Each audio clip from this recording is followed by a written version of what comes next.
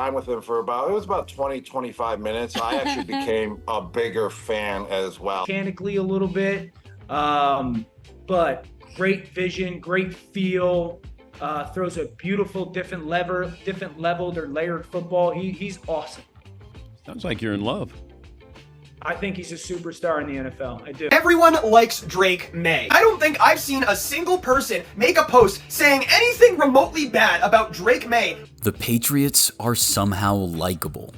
That sentence sends a shiver down my spine to even utter, but it's the truth. That is largely a credit to Mike Vrabel's return as head coach, the roster he's built, the brand of football they play, but most of all, the ridiculous level that the second-year quarterback is playing at. He's arrived ahead of schedule, is blowing club records out of the water, and is only just getting started. It is no wonder that the NFL loves Drake Maye. Let's start with the obvious. He's very good at football. In 2025, he's broken Tom Brady's franchise record for single-game completion percentage.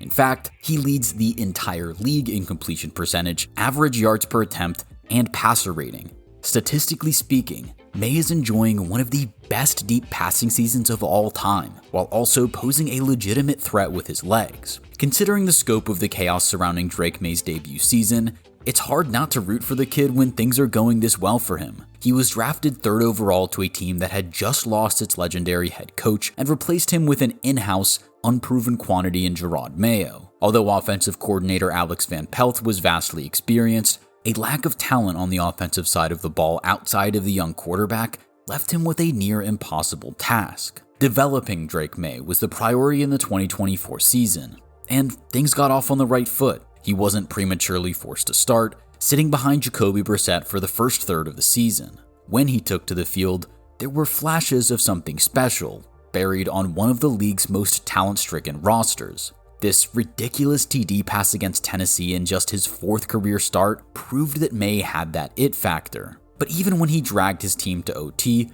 they still lost this game against one of the worst rosters in the entire league. But even if they weren't winning games, Drake Maye was earning a lot of faith from the Pats fanbase for the way he was playing. Fearless, explosive, confident. Again, at the heart of why the NFL loves him is that the guy can really ball.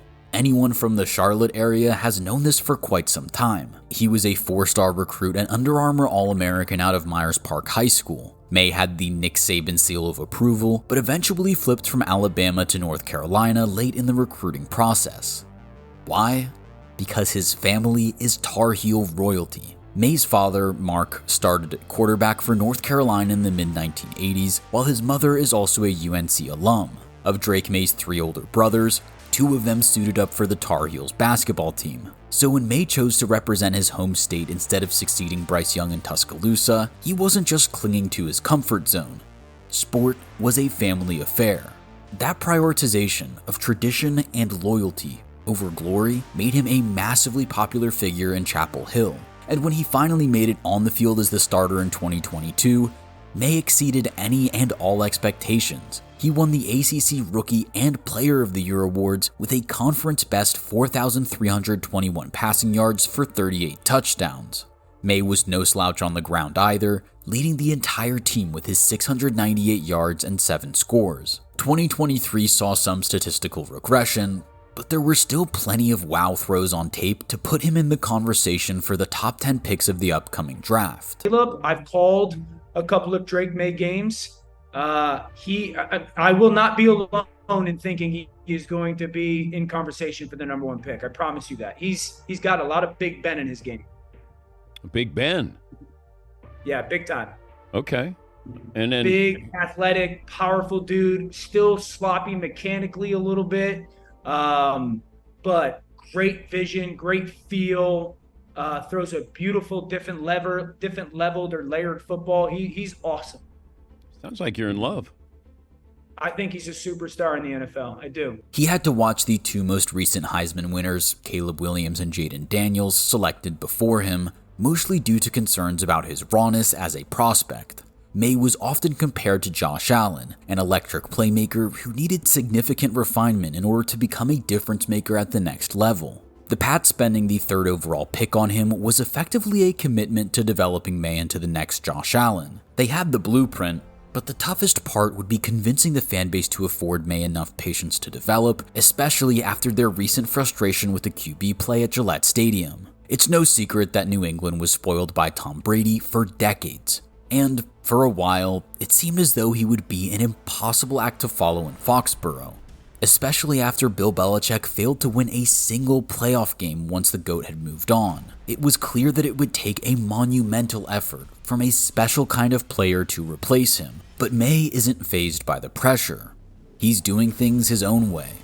Since Tom Brady's been there, Brady's always going to be the talk, the greatest of all time. He's always going to be the face of the Patriots organization for basically forever. And I was like, how do you handle that? And I really loved his answer, because he gave so much respect to Tom, but at the same time, like, you could tell, like, hey, I'm still not going to get rattled because I didn't choose this situation. This situation chose me. I'm still going to play the best football I'm going to possibly play as the quarterback of the New England Patriots, and I'm going to show respect to Tom Brady and all those guys that were before me, and that's what I really loved about him.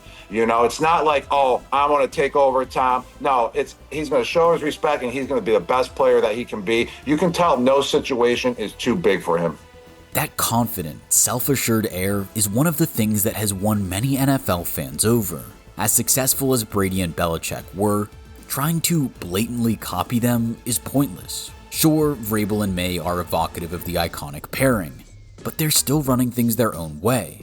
The Pats' press conferences are no longer tense standoffs between journalists and psychotic football savants. In 2025, you'll actually see New England's QB and head coach cracking jokes, smiling, and still dominating on the field. Even for neutrals, it is a breath of fresh air to see the Patriot way get an update.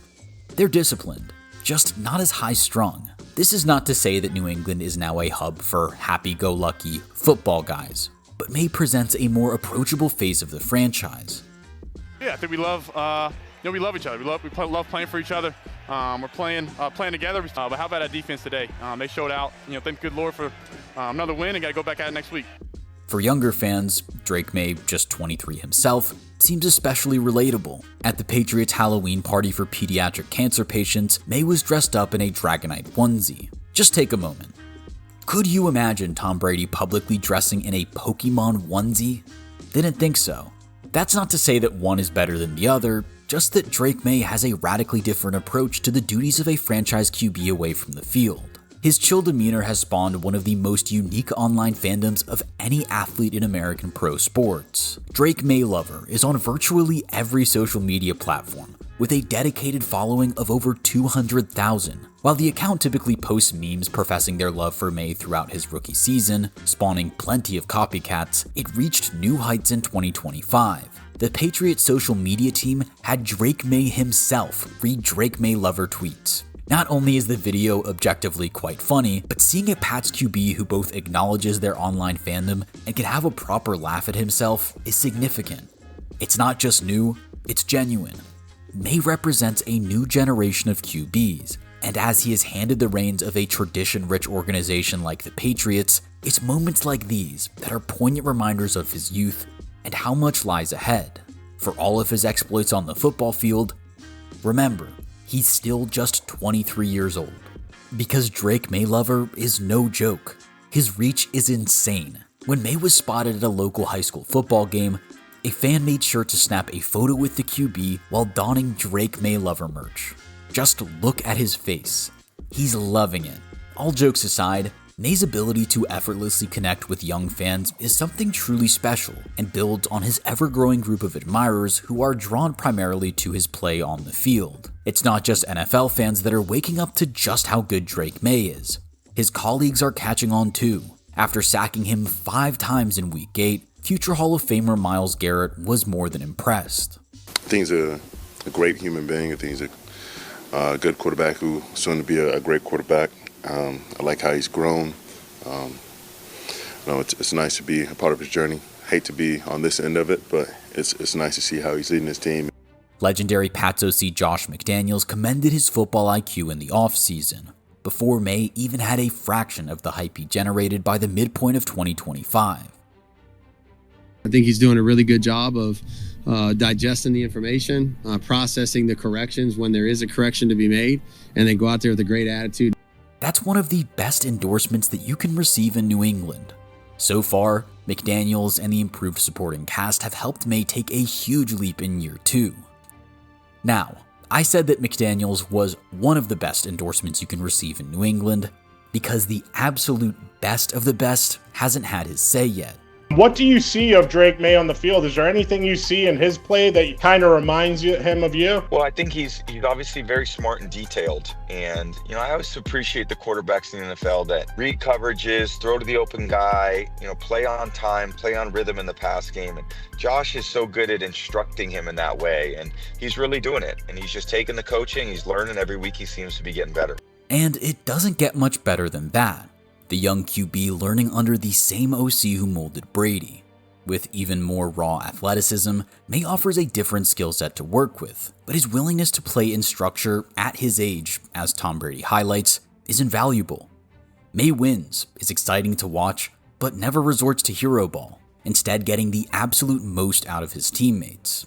Not only is that the hallmark of a great leader, but it also makes the 2025 Pats a tough team to beat.